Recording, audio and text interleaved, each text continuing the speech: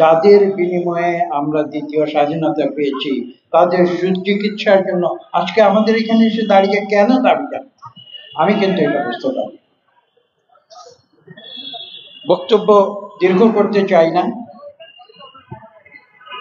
আজকে আমরা ছাত্র জনতার যে বিজয়, সে বিজয়ের প্রেক্ষিতে যাদেরকে এই অন্তর্বর্তীকালীন সময়ের জন্য সরকার পরিচালনার দায়িত্ব দিয়েছি, তাদের প্রতিনিধি আজকে এখানে উপস্থিত আছেন।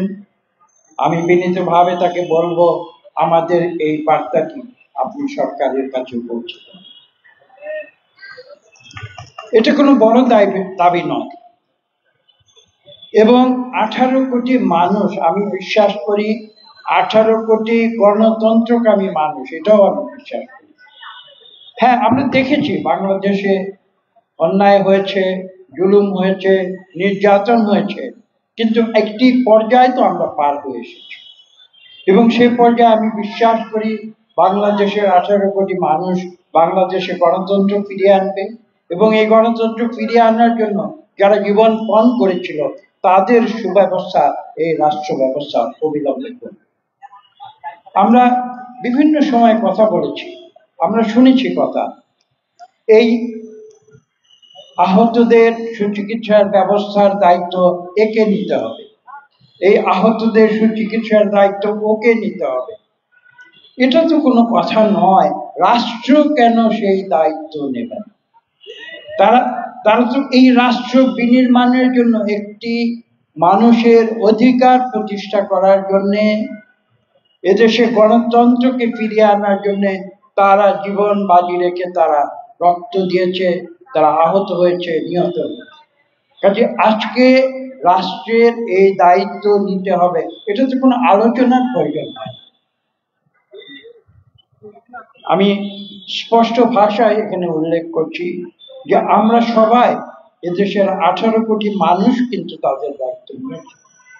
আমি বিশ্বাস করি আমাদের এই দায়িত্ববোধ রয়েছে, কাজে এই দায়িত্ব আমার উপরেও পড়ছে, এটাও আমি অস্বীকার করতে পারি।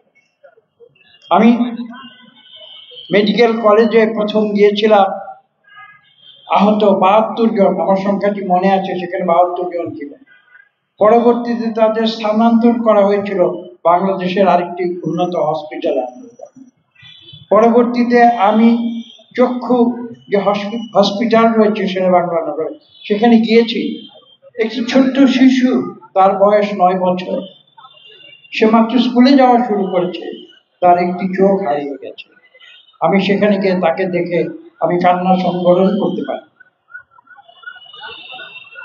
কাজে আজকে এখানে এসে আমরা দাবি জানাবো, আমার নিজের কাছে একটি কেমন যেন হীনমন্যতা বোধ।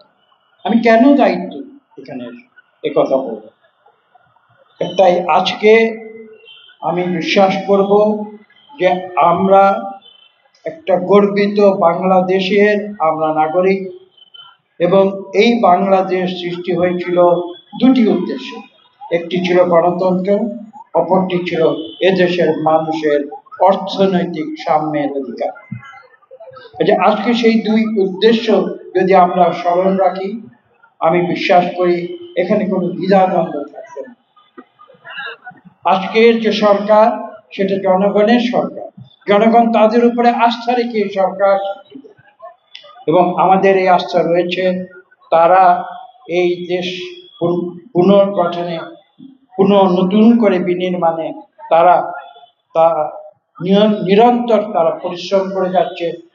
আমরা তাদের উপরে এই বিশ্বাস রেখেছি যে তারা বাংলাদেশে আবার গণতন্ত্র ফিরিয়ে আনবে, এবং দ্বিতীয় যে কথাটি আমি বলছি, এদেশে যারা সুবিধা বঞ্চিত, সেই সুবিধা বঞ্চিত মানুষের অধিকার পুনঃপ্রতিষ্ঠায় যে প্রয়োজনীয় সংস্কার, যে কাজগুলো তারা করছে, সেই কাজগুলো তারা পাশাপাশি এগিয়ে নিয়ে যাবে।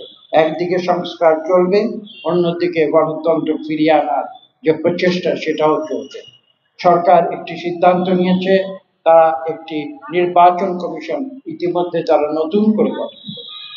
আমরা এটা অত্যন্ত পজিটিভলি দেখেছি, এবং আমি বিশ্বাস করি যে এই সরকার অত্যাবশ্যকীয় যে সংস্কারের মাধ্যমে এদেশ আমরা নতুন করে গণতান্ত্রিকভাবে গড়ে তুলতে পারবো, সেই সংস্কারগুলোকে গুরুত্ব দিয়ে তারা যত দ্রুত সম্ভব এদেশে জনগণের সরকার পুনঃপ্রতিষ্ঠা করবে, এটাই আমাদের প্রত্যাশা।